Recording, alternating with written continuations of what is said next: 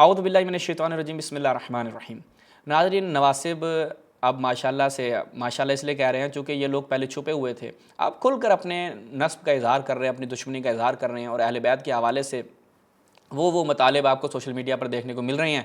کہ جناب جو آپ سن کر ایک دفعہ چونک جاتے ہیں کہ یہ بھی ہو سکتا ہے بھلا۔ اب یہ ناسبی کیا کر رہے ہیں، یہ کوشش کر رہے ہیں کہ اہل بیت کو بنو امیہ کے ساتھ اس طریقے سے پیش کیا جائے کہ ان کے درمیان بڑی محبت تھی، بڑے معاملات تھے۔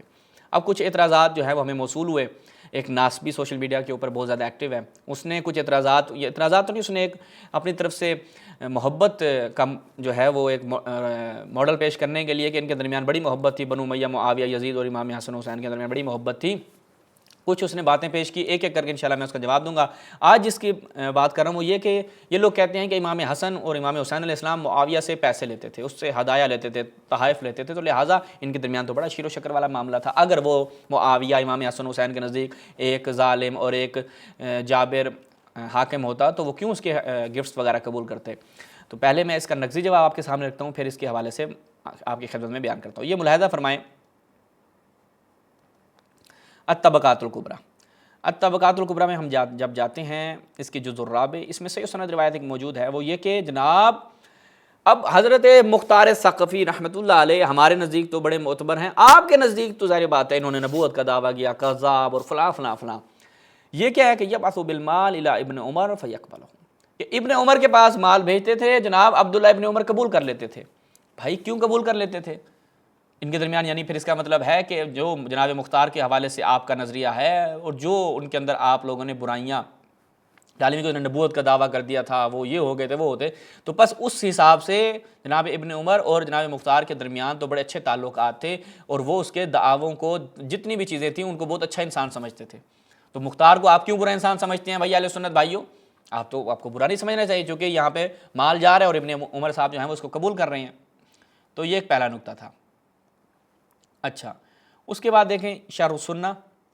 جناب بغوی کی، اس میں جب ہم جاتے ہیں اس کی 6 جلد میں، یہاں پر دیکھیں اسی روایت کو نقل کرتے ہیں کہ مختار جو ہے وہ ابن عمر کے پاس مال بھیجتے تھے، وہ اس کو قبول کرتے تھے۔ نیچے کیا کہتے ہیں، وہ کہتے ہیں یہ چیز وقت ثابت، یہ چیز ثابت ہے کہ ابن عمر جو ہے وہ کیا کان یقبل ہدای المختار، مختار کے ہدایہ کو قبول کرتے تھے، اور وہ ان کی بہن کا وہ اخو صفیہ زوج ابن عمر، صفیہ جو تھیں جو ابن عمر کی بیوی تھی، ان کا بھائی تھا مختار، ٹھیک ہے۔ اور مختار نے کوفہ پر غلبہ کر لیا، عبداللہ ابن زبیر کے عمال کو، اس کے کارندوں کو نکال دیا اور امیر بن گیا ایک مدت کے لیے۔ اور پھر آگے کہتے ہیں یہ کیوں قبول کرتے تھے، وکانہ مستندوں، اور اس کی مستند کیا تھی ابن عمر کے پاس جو وہ اس کے ہدایہ کو قبول کرتے تھے؟ وہ اس لیے، وہ دیکھیں توجہ کیجیے گا، اس لیے کہ وہ اس کو اپنا حق سمجھ کے، بیت المال میں ان کا حق ہے اور وہ ان کو مل رہا ہے، چاہے وہ بھائی دینے والا جو بھی ہو، وہ جو پیسے مل رہے ہیں وہ ان کا حق ہے، یہ ان کی مستند ہوتی تھی ابن عمر کی، اس کو ذہن میں رکھنا ہے۔ اب آ جائیں اس کے جواب کی طرف، جو میں نے کہا کہ پہلے نقضی جواب لیں پھر علی۔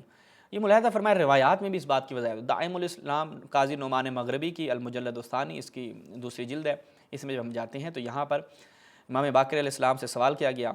کہ ان جوائز المتغلبین، کہ جو متغلبین اگر آپ کو کوئی چیز دیں اس کے بارے میں امام نے کیا فرمایا، قد کان الحسن والحسین، امام حسن و حسین جو ہے وہ متغلبین یعنی مثل معاویہ، ان کے جو جوائز ہوتے تھے، یہ جو مال دیتے تھے اس کو قبول کرتے تھے، کیوں؟ وہ یہ دیکھتے تھے کہ لأنہما کان اہلا لما یصل الیہما من ذلک، وہ کہتے ہیں امام حسن و حسین اپنے آپ کو اس کا اہل سمجھتے تھے، جو یعنی ان کا یہ حق تھا، ٹھیک ہے۔ یہ کوئی ایسا نہیں تھا کہ وہ تحائف تو حق نہیں تھے نا، مطلب کوئی کسی کو تحفہ دے رہا ہے تو وہ تو محبت میں دے رہا ہوگا، لیکن جو معاویہ سے مال ملتا تھا امام حسن حسین اس کو اپنا حق سمجھتے تھے، جیسے ابن عمر اپنا حق سمجھتا تھا، ٹھیک ہے۔ اور وہ کیا ہے، ان لوگوں کے ہاتھ میں، اگرچہ یہ لوگ نافذ ہو گئے ہیں، یعنی یہ لوگ حاکم ہو گئے ہیں، لیکن وہ مال ان کا حق ہے، وہ مال حلال ہے، اس مال میں ان کا حق ہے، دینے والا چاہے کوئی بھی ہو، تو اس سے یہ نہیں بنتا کہ جناب وہ ان کے درمیان شیر و شکر والا معاملہ تھا۔ یہ ہمارے ہاں روایات ہیں، یہ ایک اور روایت میں آپ کے سامنے رکھتا ہوں، قرب الاسناد، قرب الاسناد میں جب ہم جاتے ہیں جناب حمی علی کی، اس میں صفحہ نمبر 92 پہ دیکھیں، امام جعفر صادق علیہ السلام سے روایت، امام جعفر جو اپنے والد سے روایت نقل کرتے ہیں کہ امام حسن علیہ السلام کانا یغمدان معاویہ و یقولان فی، امام حسن و امام حسین علیہ السلام معاویہ کے بارے میں برا بلا کہتے تھے، اس کو اچھا نہیں سمجھتے تھے، کیا ہے جی، وہ یقولان فی، اور اس کو برا بلا کہتے تھے، اور دوسری طرف اس کے جوائز اور وہ اس کو چیزوں کو قبول بھی کرتے تھے، کیوں؟ وجہ بتا چکا ہوں اس روایت سے، کیونکہ وہ ائمہ جو ہیں امام حسن حسین اس چیز کو اپنا حق سمجھتے تھے۔ اچھا، اس کے بعد ان کے اپنے ہی ایک کتاب سے، یہ ہماری کتابوں سے تھا، پھر کہیں آپ کی کتابوں کو تو ہم نہیں مانتے، الدرر الثنیہ فی اجوبۃ نجدیہ، اس میں جب ہم جاتے ہیں تو یہاں پر اس کی الجزء الحادی عشر، اس کی 11ویں جلد، وہ کیا کہتے ہیں کہ جی اگر کیا کہتے ہیں جو سلطان آپ کو حاکم جو ہے وہ ہدایہ دے یا مال دے تو وہ کہتے ہیں انہ من قسیم الحلال، حلال، یہ کہاں ہے جی حلال کی قسم ہوگی، ٹھیک ہے۔ وہ کہتے ہیں قال الامام احمد رحمہ اللہ، امام احمد ابن حنبل نے کیا کہا، لیس احد من المسلمین الا ولہ فی ھذ الدراہم حق، وہ کہتے ہیں مسلمانوں میں سے ایسا کوئی بھی نہیں ہے مگر یہ کہ وہ جو مال دیا جا رہا ہے اس میں اس کا حق ہے۔ وہ یہ کہتے ہیں کہ وکیف اقول، یعنی یہ کیسے ہو سکتا ہے کہ امام حسن و حسین، عبداللہ بن جعفر و کثیر من الصحابہ یقبلون جوائز معاویہ، یہ سارے صحابہ معاویہ کے جوائز کو، ہدایہ کو قبول کرتے تھے، ٹھیک ہے، کیوں؟ کیونکہ وہ اس کا اپنا حق سمجھتے تھے اور یہ ان کے لیے لینا جائز تھا۔ یہ کون کہہ رہا ہے جناب؟ امام احمد ابن حنبل کا یہ قول ہے۔ اس کے بعد آگے بڑھتے ہیں، پھر دیکھتے ہیں کہ جناب یہ جو عبارت ہے یہ تو بہت زیادہ واضح ہے، اور یہ تمام اعتراضات کو اپنے اندر اسی ایک عبارت سے کیا ہے جواب مل جاتا ہے۔ یہ احکام القرآن کس کی؟ جناب جساس کی، الجزء اول اس کی پہلی جلد ہے، اس میں جب ہم جاتے ہیں تو یہاں پہ دیکھیں وقد كان الحسن وسعيد بن جبير وشعبي وسائر التابعين ياخذون ارزاقهم من ايدي هؤلاء الظلماء لا على انهم كانوا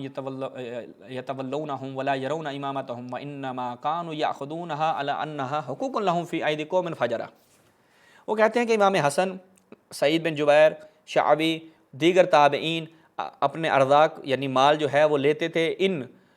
افراد کے ہاتھوں سے کہ جو